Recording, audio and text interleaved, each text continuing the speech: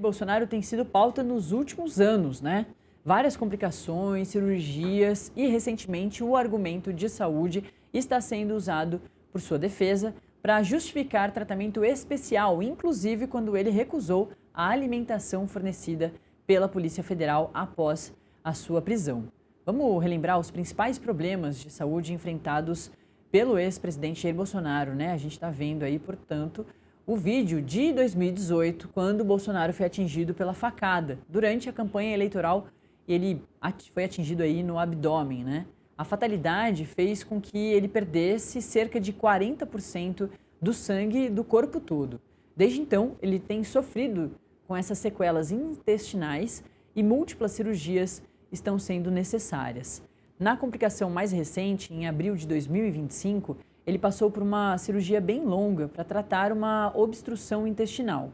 Também em 2025, exames detectaram lesões de pele que se revelaram câncer de pele do tipo carcinoma de células escamosas, ou seja, em um estágio inicial, mas exigindo um acompanhamento médico. E nos últimos meses, relatos públicos apontam crises de soluço constantes, episódios de vômito, queda de pressão, perda de apetite, anemia por deficiência de ferro e disfunção renal. Para a gente destrinchar um pouquinho mais sobre esse assunto que interessa bastante a nossa audiência e por que a situação do ex-presidente Jair Bolsonaro implica essas exigências nutricionais especiais, nada melhor do que falar com um especialista, a nossa colunista e nutricionista Juliana Andrade, que está já aqui comigo no estúdio. Muito bom dia, hein, Ju? Bom dia, Nath. Bom dia, pessoal do Metrópolis. É isso mesmo. Vamos falar um pouquinho sobre essas questões de saúde do Bolsonaro? De fato, como a Nath trouxe um histórico aqui super interessante pra gente, tudo começou em 2018, no episódio da facada. Desde então, o ex-presidente Jair Bolsonaro passou por múltiplas cirurgias e isso trouxe sequelas digestivas relevantes. Então, de fato, existem argumentos e justificativas que justificam, de fato, a necessidade do cuidado especial, de um cuidado médico especial, enquanto ele está em detenção. Ele também negou a comida vinda da Polícia Federal por questões de segurança e por questões políticas. Mas existem, de fato, questões médicas. Pacientes que têm um quadro como o do Jair Bolsonaro têm uma digestão mais delicada e não toleram qualquer tipo de refeição. Então, são pessoas que não lidam bem ou que têm efeitos após refeições muito pesadas, de difícil digestão, com temperos fortes, gorduras, produtos muito industrializados e até mesmo o excesso de fibras podem trazer consequências. Então, de fato, ele deve priorizar alimentação leve, uma alimentação personalizada, de acordo com as limitações e com as condições do organismo, né? Algo bem individual, fracionada, ou seja, que ele faça pequenas refeições, volume menor, só que mais vezes ao longo do dia. E isso nem sempre é o que tradicionalmente é fornecido pela Polícia Federal. E pessoas que têm problemas digestivos, gente, passam a ter a alimentação não mais como um detalhe na vida. Na verdade, nunca é. Mas a gente precisa tomar um grau maior de consciência, de cautela, de atenção, porque a alimentação passa a compor o eixo central do tratamento de pessoas que têm problemas digestivos. E esse é o caso, de fato, de Bolsonaro. O fato dele ter esse quadro de saúde não automaticamente traz uma permissão, né? Autoriza ele a ter uma alimentação especial. Mas, de fato, justifica, Nath.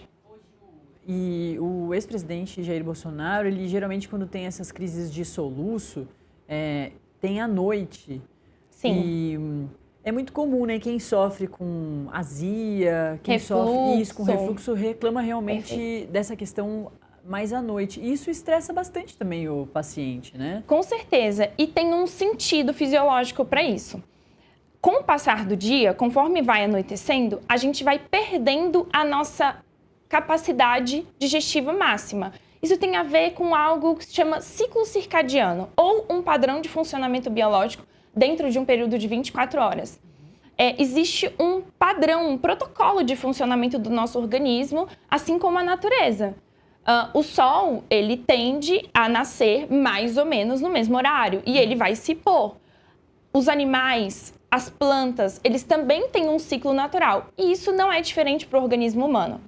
Quando a gente está perto do horário de se deitar, ao anoitecer, as nossas funções digestivas, elas são minimizadas. Então, esses sintomas que vêm de uma incapacidade digestiva também, eles costumam se aflorar. Por isso que é importante para qualquer pessoa que a gente priorize um maior volume, uma maior robustez da alimentação durante o dia. E no período da noite, a recomendação em geral, inclusive que eu trago para os meus pacientes dentro do consultório, é que a gente procure jantar até às 19 horas. Ou pelo menos espaçando 2 a 3 horas do horário de se deitar. Para que a gente consiga fazer uma boa digestão e a gente tenha uma qualidade de sono preservada. Porque digestão e sono de qualidade são duas coisas que brigam entre si. Então, sim, Nath, é natural que haja uma maior queixa de sintomas digestivos como refluxo, soluço, uma sensação de abdômen pesado no período da noite.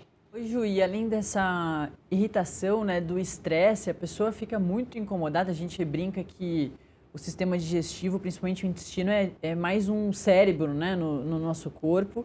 Mas, para além disso, a gente também percebe a voz do ex-presidente bastante rouca.